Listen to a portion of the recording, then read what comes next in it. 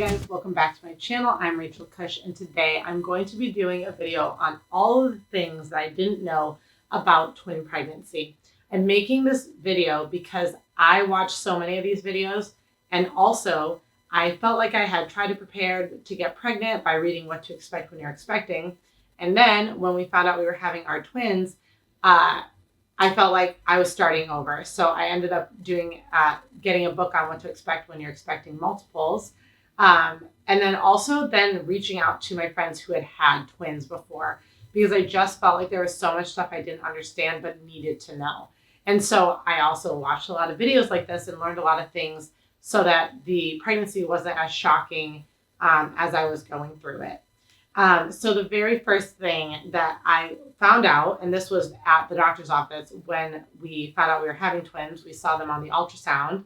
The very first thing we realized and we're told is that now that you have multiples, you are considered a high-risk pregnancy. Even if you don't have anything go wrong, you are at a greater risk for a lot of things. Obviously, preterm labor, gestational diabetes. You have, depending on the type of twin that there is, there can be complications like gestating them inside the uterus. Another thing, I think the other things are just like, there's just, with more than one, they can fight for resources. So there's all this stuff that can happen when you have multiples, and that's two or more babies. And again, just because you're high risk doesn't mean anything bad's going to happen. It just means you're more at risk for it. That's when I found out, basically we were considered a high risk pregnancy, and that meant a couple of things. One of the things was they immediately determined what type of twin we were having.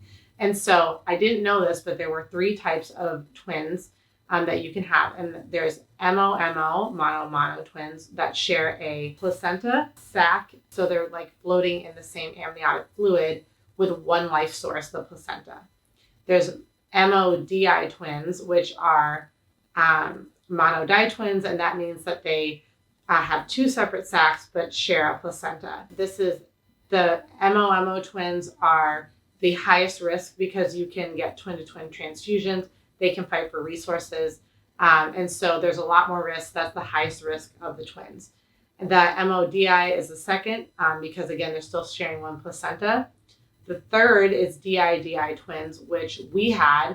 That means separate placentas and separate sacs. So each baby has his own sac and then his own placenta. But with the 2 placentas, that did put me at a higher risk for gestational diabetes, because that's when your placenta and your pancreas do not get along for some reason. And then because I had 2 placentas, it was just a higher risk. We thankfully didn't have that happen, but we were told that when we had our twins, they were happy to see that they were each in their own little home with their own little placenta on them. So that was really great. And it was also interesting to know that there were 3 different ways that twins can be gestated. And so I didn't know that before getting pregnant, obviously, because I didn't know that there was any risk of having twins. But even knowing people who had twins, I didn't know there were all these different types of ways that they could gestate. So that was something surprising to me. Because twins are high risk, another thing I didn't realize until we were about a week or 2 after was how many ultrasounds I was having that were scheduled. And the only reason I realized it was more than normal is because someone very close to me, actually 3 people very close to me, were pregnant at the same time. And we would talk about like when their next ultrasound was, and ours were almost every 2 weeks throughout the entire pregnancy, where other people only had 2 to 3 ultrasounds the entire time. And so that, again, is because with a high-risk pregnancy, they want to make sure that the babies are growing at the same rate, and one of them's not cut off or more cut off than the other one. One of them's not getting all the nutrients. Some babies are born with a very big gap between their weight when that happens, and it puts the smaller twin at risk. And so just knowing that, they want to continue looking at them, making sure they're both measuring and growing at the right rate. Twins also grow a little bit slower, I think, than a regular baby does, because obviously there's 2 of them to support, and then they're in the same space, so they're a little bit smaller. There is like an adjusted chart to show you like at what week how big they should be. Our twins ended up being about a week and a half to 2.5 weeks at any point in time ahead of size, so we were never really concerned about that, but we did monitor it. And I ended up having a lot of ultrasounds. While that being said, you are gonna, if your insurance requires a copay, you're gonna have a lot more out of pocket for your ultrasounds than someone who's only gonna have a couple. Um, that just happens. Being pregnant with twins was way more expensive, I think, copay wise, than I would have, because I had way more appointments, way more checkups. We had way more growth scans. That's just what happens. But I didn't really have any idea how many more until I compared it to my friends and family who were pregnant at the same time, and they were going 1/4 of the amount of times that we did. Another thing that I didn't, that surprised me about twin pregnancy was that your hormones almost double. The amount of hormone that you make to while you're ramping up and the baby's developing the first 12, 14 weeks, when the hormones are at its peak, your hormones are almost double. For me, that led to extreme morning sickness, night sickness, day sickness, nausea, vomiting, all of that. And so I didn't really think about it. You have double the baby. So the baby tells your body to produce hormone. And that being said, I was very ill from the influx, I feel like, of the hormones. I felt that when I looked at other people's twin pregnancies, they also experienced, for the most part, extreme sickness. And so that's not something I had looked up beforehand, but later on, other people said, hey, I was also that sick with my twins compared to my singleton pregnancy. So I definitely think that's a twin thing with the hormones being as high as they were. I some days was just drinking orange juice, which oddly enough you'd think wouldn't help you if you were sick, but orange juice was one of the very few things that I could keep down. So I was just happy to keep anything down, crackers and orange juice. But my pregnancy sickness lasted until about 16 or 17 weeks to the extreme. And then another thing I didn't realize is towards the end, with how big the babies get, how much pressure they're putting on your intestines, on your stomach, you can actually get that sick again. And I actually ended up being very nauseous and sick and vomiting towards the end of my pregnancy. I thought all of that was only in the beginning, but with my twin pregnancy, that also happened to me at the end. Not great, kind of surprised me, but also it didn't last obviously as long. It was only in the last couple 2 to 3 weeks. So that was good. I thought when I was pregnant with twins that I would also be able to feel them earlier. I thought, well, if there's more hands and feet and they're more squished in there, I would definitely feel them sooner, kicking and fluttering around than the average 18 to 20 weeks. That actually didn't happen. I felt them start to move around 18 to 20 weeks. And I find that other people with twins said that they didn't feel it any earlier. So that kind of surprised me because I thought, man, they would be kind of like squished out a little more, but that's not the case. They're very encased in a lot of fluid still. And I had a lot of fluid in each of the sacs. So I felt like it actually took me longer than other people who were pregnant at the same time to feel them. So kind of surprised me. I thought I would feel them earlier. At 16 weeks, I was like, ooh, I'm going to start feeling the babies. And it was a good month before I actually knew they were kicking or moving around. So I kind of at the 18 week was like, are those baby movements? Are those flutters? Is that my stomach rumbling? Is that gas? You don't know, these are all, I'd never been pregnant before. So this was all a new sensation for me. But yeah, super cool. When I did finally feel them, but I did not feel them any earlier like I thought I would. That brings me to feeling the babies, but also checking on the babies. When you're pregnant with twins, I felt that it was harder for me to tell who was moving all the time. Occasionally, I would feel movement really high up on my right side or really down low on my left side, and I would know that it was either twin A or twin B. Twin A is always the baby on the bottom, and twin B closest to the cervix, and twin B is the baby further away from the cervix. The problem was any movements that I felt in the center of my stomach or that weren't on the extreme outsides, I couldn't tell which baby was moving.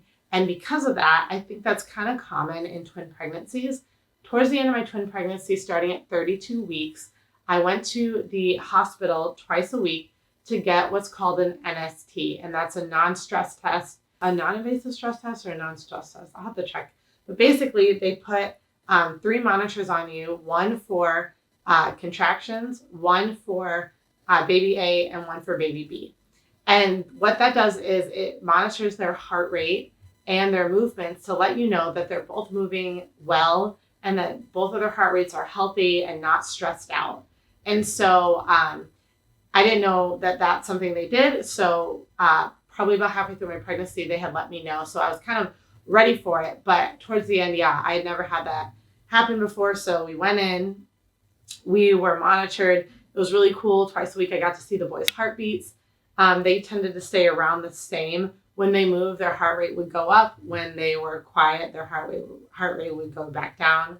And then it monitored my Braxton Hicks contractions, which are the contractions that you have that are not true labor contractions, but it's your uterus kind of getting ready to contract and doing and kind of basically practicing. I also, though, didn't realize that those would start super early for me. I actually started feeling those types of contractions early on in the 20 weeks, probably the beginning, or the middle of the second trimester. I would say about the time I felt the boys moving, I also kind of would feel these tiny, little restrictions of my belly. And then as the boys grew, around 25, 26 weeks, they really became apparent that I was having Braxton Hicks contractions. At that point, I could identify what they were. And towards the end of my pregnancy, they actually became kind of painful and restricted my movement. If I was having one, it was hard for me to physically get up off the bed because it pulls so tight on the muscles. And it's just because you've stretched your uterus so much that it is a muscle and it naturally contracts. So that was kind of cool. I didn't know about Braxton Hicks contractions. But I also didn't, once I found out about them, I heard that they happened in the last couple of weeks. For me, they started very early on in the second trimester, and other twin moms said that that was very normal for them too. So that was kind of cool, but very alarming. I spent a lot of time being like, wait, are these real? Are these not real? Are these real? Are these not real? And at 32 weeks, when we had a little bit of a preterm labor scare, it took me a while to recognize that they weren't Braxton Hicks contractions, that they were actually very close together and very, I could time them anywhere from 20 minutes apart down to when I actually went to the hospital about 10 minutes apart. When I got there, they were about 5 minutes apart. So at that point, they weren't just the Braxton Hicks. I was having actual contractions, but I didn't know that because I think I had the contractions just became such a part of my everyday life. I kind of ignored them. It wasn't until they became pretty painful in my back that I went to the hospital and we realized we were having a little scare. So we were able to stop the birth at that point because I made it to 35 weeks and that was at 32. But kind of crazy. You spend so much time feeling those contractions, it almost just becomes normal, that it kind of took me off guard when they were actually regular and close together. I was like, oh crap, are these Braxton Hicks or are these actual contractions? So that was kind of hard because at the end they were happening several times an hour, just not super close together. So those are all of the things that I didn't know about a twin pregnancy that really surprised me while I was pregnant.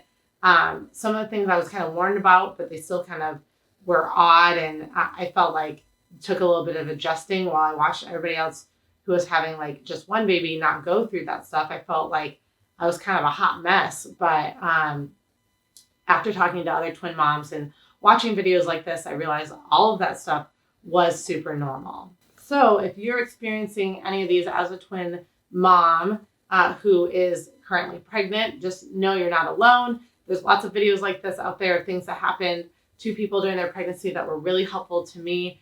I'm glad that I watched them. It made me feel like my pregnancy was normal for a twin pregnancy, even if it was a lot different than a pregnancy for one baby. So let me know in the comments below if you've had twins and your pregnancy was anything like that. What surprised you about your twin pregnancy? What shocked you and kind of threw you for a loop?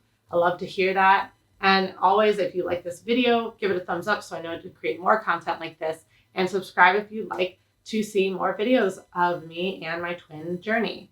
Thank you guys. See you later.